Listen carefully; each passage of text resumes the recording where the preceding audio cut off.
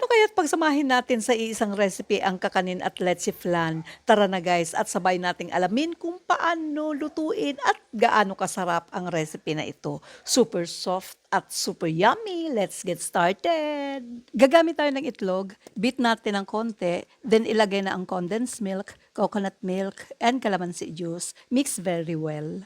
Ilagay na natin ang glutinous rice flour, beat natin ng mabuti until smooth and no lumps. Mag-caramelize tayo ng sugar sa baking pan. Kapag ganito na, ibuhos na ang butter sa ibabaw ng arnibal using strainer para smooth ang mixture. I-cover ng aluminum foil and dapat kumukulo na ang tubig before ilagay ang flan and steam natin ng 1 oras. At pagkatapos ng 1 oras, luto na po yan. Let it cool completely before i-flip ang flan. Best serve po ito ng naka-chill. Enjoy this dessert. Kainan na!